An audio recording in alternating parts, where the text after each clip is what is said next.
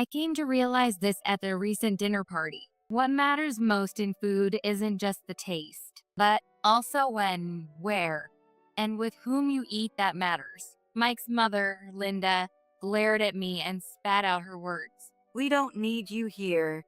Get lost, you poor thing. That's exactly what I wanted. I no longer want to be with these people. I tried to save face for an acquaintance, but I've had enough. All right, got it. Excuse me, but before I go, I signaled the waitress, and soon someone important showed up. He was the person in charge of this high-end restaurant. His expression was stern. I briefly explained the situation. Your bill comes to $30,000. Mike and his family were disappointed, but we remained calm. We were determined to drag this family down to rock bottom. That's all I had left in my heart. My name is Amy. I'm 30 years old. I work in the kitchen of an Italian restaurant. My dream is to own my own restaurant. To achieve that, I work hard every day and night. I got interested in cooking because my father, Andy, runs a restaurant. His cooking is highly praised by many customers. I want to have my own place and showcase my skills like my father. I've had this dream since I was very young and have been working towards it. I decided to keep some distance from my family to stand on my own. My father praised my decision without hesitation. That's very brave. I'll support you, Amy. But if things get tough, come to me right away. I'll always be there to help, no matter what. His restaurant is also used for gatherings of big company presidents. Recently, one of those presidents, Kevin, who runs a trading company, had a request. His company's manager's son was looking for a girlfriend, and he asked if I'd meet him. Since it was a request from a regular customer, I couldn't refuse, so I decided to meet him. Mike was a decent-looking trading company employee, but he had issues in his personality. I remember thinking he wasn't my type when I first met him. Hey, how many guys do you know who'd pick you up in a fancy car on the first date? I don't know. Maybe no one else. Where should we go? Actually, I already planned our date. Come on, get in. Mike loved bragging about his wealth. Everything he wore and drove was a designer good. He listed all the benefits of dating him. If you go out with me, you'll never have to worry about money. My dad is a manager at a big trading company, and I work there too. Soon, I'll get promoted and lead a team. He talked nonstop about himself. I was overwhelmed.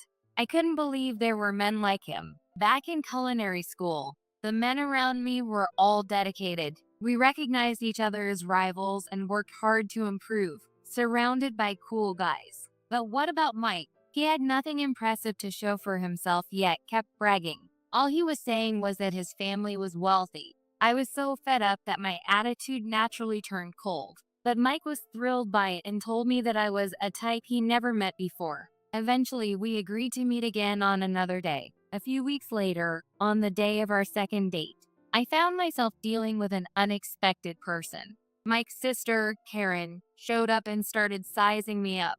Hi there. I asked my brother if I could tag along. Want to know why? To learn about my future sister-in-law. Of course, I want to know what kind of person you are. Maybe so. Nice to meet you. By this point, I was completely turned off. I couldn't believe I had to go on a date with his sister.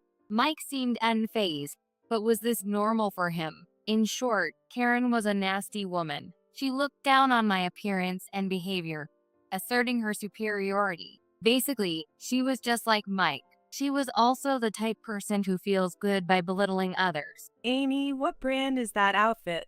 I think I'm pretty knowledgeable about clothes, but I've never seen it before. This is handmade. A friend of mine is really good at it, so sometimes we make things together from scratch. Handmade? No way. Are you poor, Amy? Hey now, Karen. Don't say it like that. Amy's dad is a chef, and I've heard he's quite skilled. I don't know where he works, though.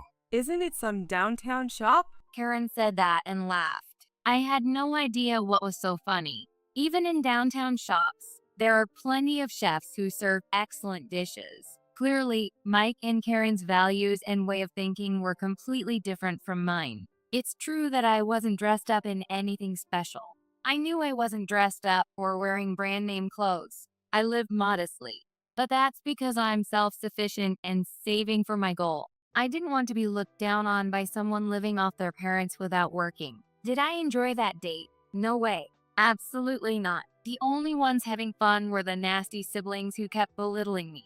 Kevin, who introduced me to Mike, was one of the investors in my dad's restaurant. So, ending my relationship with Mike required some preparation. I didn't want Kevin to think I was a stuck-up woman by turning Mike down for a flimsy reason. One day, Mike invited me to his parents' house. He had gotten some rare ingredients and wanted to show me. Amy, you said you wanted to own a restaurant, right? You might be interested in these rare ingredients. Thanks, I'll take you up on that. On the day, I visited Mike's parents' house and was dismayed. The house was ostentatiously decorated, reflecting their nouveau rich taste. However, the ingredients Linda had sourced were indeed rare and intriguing. Wow! Hawaiian sea asparagus, Brazilian vicunho peppers, Italian erba stella.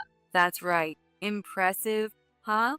Whenever we get rare items like these, the neighbors flock to see them. Linda's attitude was even worse than Mike and Karen's. She was addicted to flaunting her wealth, and everything she said and did annoyed me. Moreover, based on what she heard about me, she completely treated me like a poor person. If you want, I can give you some of these ingredients. Thanks. You'd be happy to save a little on food costs, right? Though I can't really understand that feeling. Helping poor people feels so good. Linda continued, leaving me stunned. What kind of life leads someone to be so arrogant? However, Linda's husband, John, had an even worse attitude. He lounged around like some kind of lord, acting as if he owned the place. On top of that, he was quite lecherous, openly staring at my chest and backside. Linda, Mike, and Karen all seemed to notice but didn't say anything. It appeared John completely controlled his family with money. So, you want to own your restaurant one day. Your dad is a chef and owns a place, right? Don't you want to take over? I have no interest in my dad's restaurant. I want to own my place. You should just take over your parent place. Why go through unnecessary hardships? As a chef, why don't you cook something? As John requested, I found myself in the kitchen. I was using those rare ingredients. I had never seen some of those before. I somehow managed to create a few satisfactory dishes. The four of them began eating without saying grace. John nodded. Not bad. It's pretty good. Considering it's her first time using these ingredients, it's impressive, don't you think? It's just average.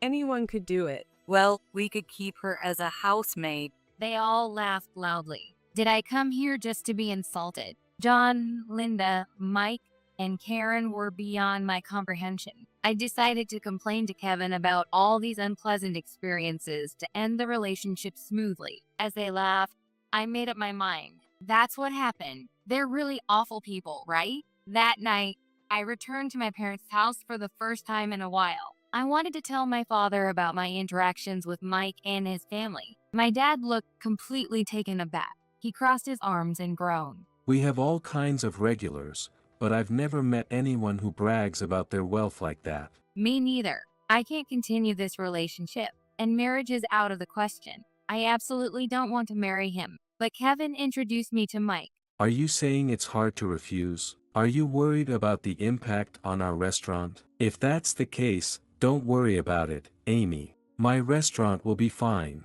There's no need for my daughter to worry about anything. What's more important is your happiness. My dad's words blew away my doubts. By the way, Mike's dad, John, has been to our restaurant before. Really? Did he just forget? Probably. You should bring him to the restaurant sometime. And if you continue the relationship, it's important to thoroughly assess him. Following my dad's advice, I decided to investigate Mike thoroughly. I looked into his education, career, and social connections, things I had previously ignored. As a result, I discovered some shocking truths about Mike and his family. There was no way I could tie my life to these people.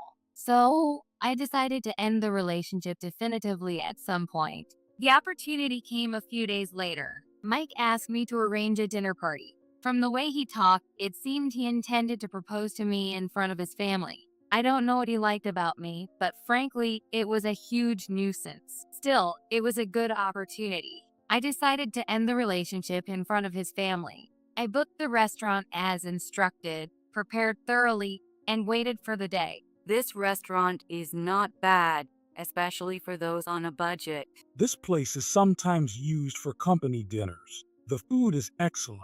Karen, eat more. I wanted Italian. Amy, you really have no sense, do you? Come on, Karen. You said you didn't care where we went, remember? Mike and his family seemed to be having a great time. He was drunk and finally mentioned our engagement. He said he liked me and wanted to make me his wife. I immediately stopped him. There was no way I was getting engaged. I'm sorry, but I have no intention of getting engaged. I came here to end our relationship. What? What are you saying all of a sudden? Linda's expression changed at my words. She seemed angry that her son, Mike, was being dumped right in front of her. She laughed sarcastically and told me that I had no right to choose. A rude and ignorant person like you? We don't need you. Go home, poor girl. What matters most in food isn't just the taste, but also when, where, and with whom you eat that matters. This dinner party made me realize that deeply. Go home, gladly. I no longer wanted to be with these people. All right, got it. Excuse me, but before I go, I signaled the waitress, and someone soon came over. He was the person in charge of this high-end restaurant. His expression was stern. I briefly explained the situation. The bill is $30,000. What? $30,000?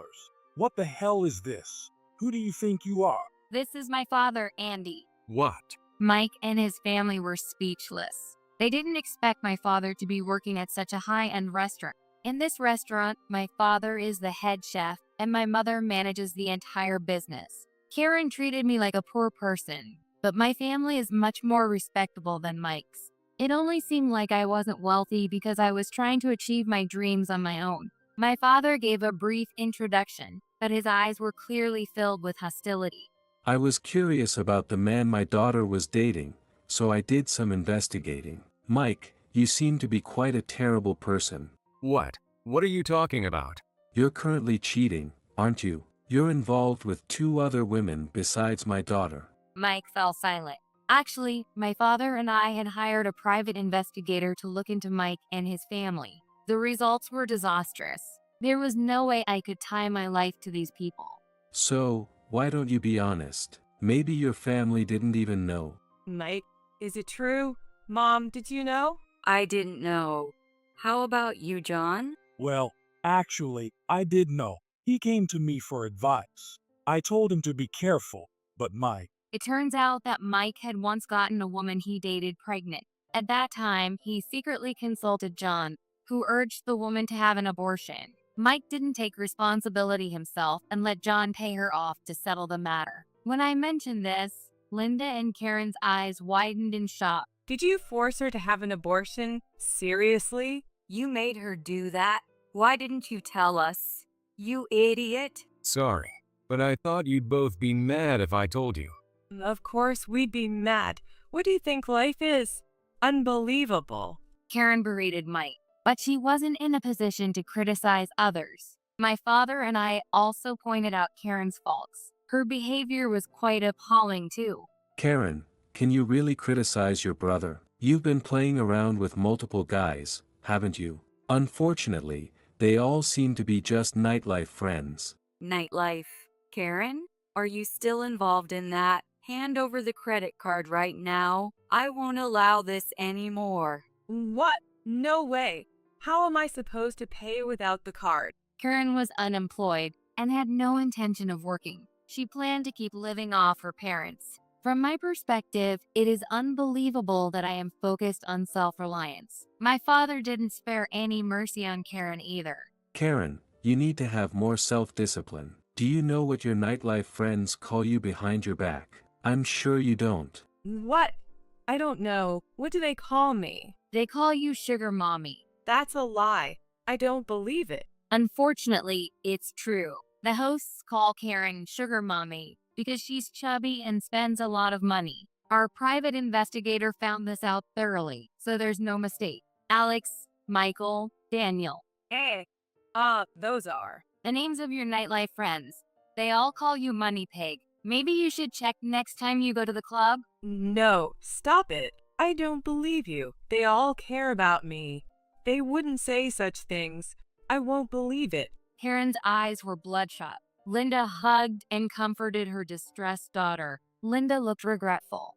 Nightlife isn't worth it. Relationships bought with money never last. Didn't I tell you to build genuine connections with people? Excuse me, but it seems you also haven't built proper relationships with those around you, Linda. What? That's not true. I've done nothing wrong. Stop making baseless accusations. It's not an accusation. It's based on thorough investigation. You can't criticize your children either. Linda considered herself a community leader, but in reality, she was disliked by her neighbors. Apparently, she was completely unaware of this. Her face showed utter disbelief. How clueless could she be? You're always bragging, just like your children. Your neighbors seem to think so too. Have you really never realized it until now? But that can't be true. During community cleanups, at neighborhood meetings, everyone is always friendly. We even have tea parties. Those tea parties are very unpopular. You might want to cut back. The neighbors all say they'd rather not go anymore. Stop it. Don't make things up. Linda was just like Karen. She didn't want to accept the truth. Mrs. Smith, Mrs. Johnson, Mrs. Davis, Mrs. Clark, and Mrs. Brown. I listed the names of Linda's acquaintances who had cooperated with the investigation. Linda's face twisted in shock. She might have felt betrayed. It's a lie. We're all friends. That's just on the surface. Behind your back, they all call you an obnoxious, bragging rich lady. Maintaining relationships with neighbors is hard. You must have gone too far. You should have known better. You bragged too much, didn't you? Linda broke down in tears. She didn't respond at all. The people she thought were her friends, but actually they weren't. She seemed deeply shocked by this and looked dejected. John spat out. You're all just a bunch of fools, and all useless. I've told you to get it together. How can you let a few words get to you? He was still acting like the head of the family. He seemed to think he was the pillar supporting this extravagant spendthrift family. Even now, John was proud. He acted as if his family's shortcomings had nothing to do with him. He seemed to take pride in supporting his spoiled, spendthrift family. Maybe that pride is what made him so arrogant. But even John was in no position to criticize his family. You act like you've done nothing wrong, but that's not true, is it? You're the one who should be most blamed here, John. What? What did I do? I've done nothing shameful to anyone. It's bold of you to say that, especially when you harass the waitresses every time you come here. What? Under my father's glare, John immediately shrank. He clearly knew what he had done. The other three were bewildered. My father was right. John harassed the waitresses whenever he visited. He touched their bodies, sniffed their hair, and tried to hug them against their will. You probably don't know how many complaints we've received from the waitresses. Some even quit because of you. I'm sorry. John, what did you do to the waitresses here? Tell the truth. He touched them, tried to pay for favors, and caused them a lot of emotional distress.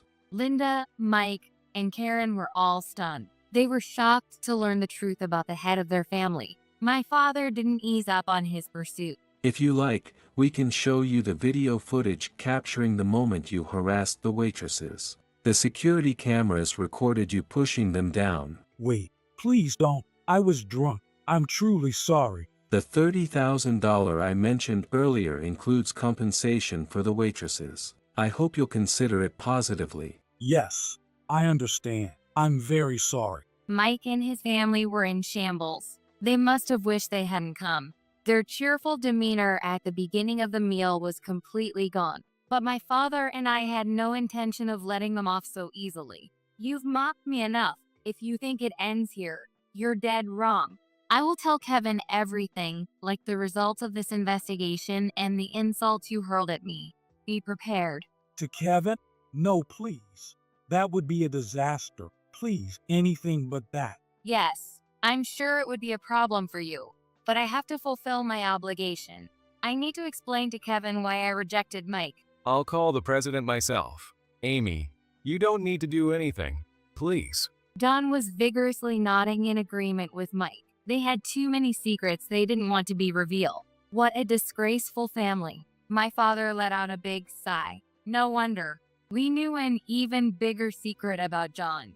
Something just as unforgivable as his harassment of the waitresses happened. John, you should just come clean and pay for your crimes. It's for your sake and your family's. What crimes? Don't play dumb. It's useless to hide. Our excellent private investigators uncovered everything. You've been collecting money through illegal means, haven't you? John's face turned pale. He didn't expect us to know that much. The investigators my father hired were thorough.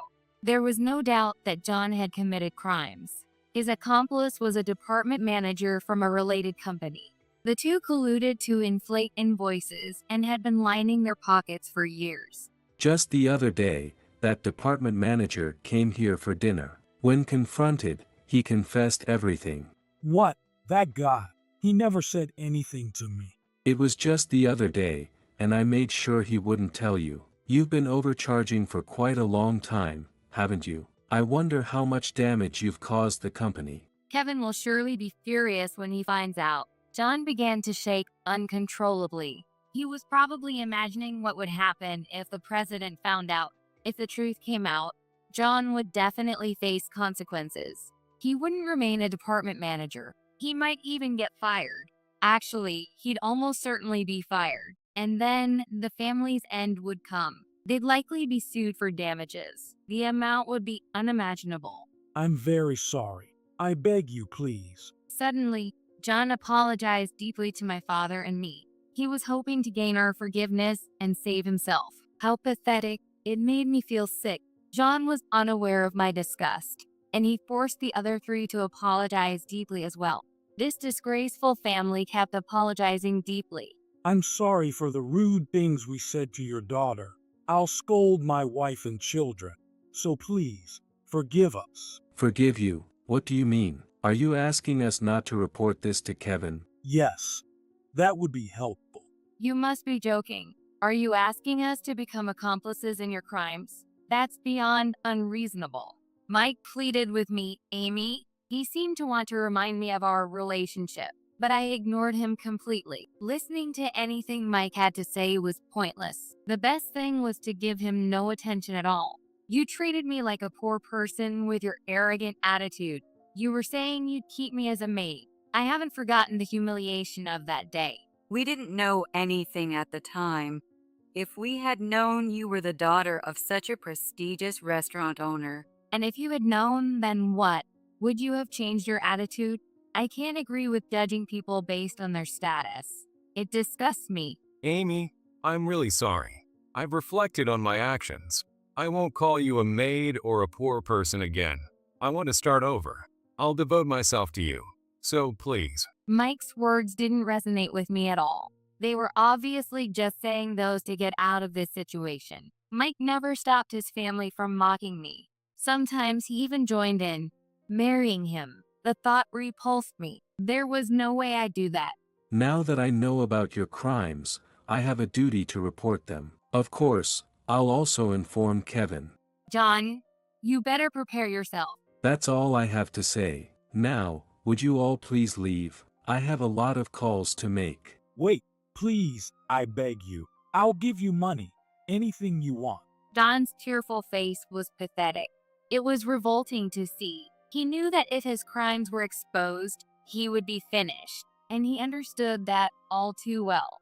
Linda, Mike, and Karen all looked lost and helpless. Enough. Stop being so stubborn. I can call the police right now. I'm sorry. Please forgive me. John didn't move until my father yelled at him. He paid the full bill and apologized again in shame. Poor John, and the foolish family that relied entirely on his money. The four of them trudged away, looking like condemned souls headed for hell. Afterward, my father informed the president, Kevin, about John. Kevin was furious and had John confess the facts at an executive meeting. My father also reported it to the police, leading to an investigation of the company. As a result, John was arrested for embezzlement. The department manager who colluded with him was also arrested. They had been overcharging for 15 years. Some employees were amazed it hadn't come to light sooner. The damages were significant, amounting to tens of thousands of dollars. John cried when he received the demand for compensation. With the family's breadwinner gone, Mike and Karen could no longer spend freely. The damage to Mike, who worked at the same company, was immense. After his father was arrested, he couldn't bear the shame and resigned. Karen couldn't repay the money she borrowed and had to sell her branded goods.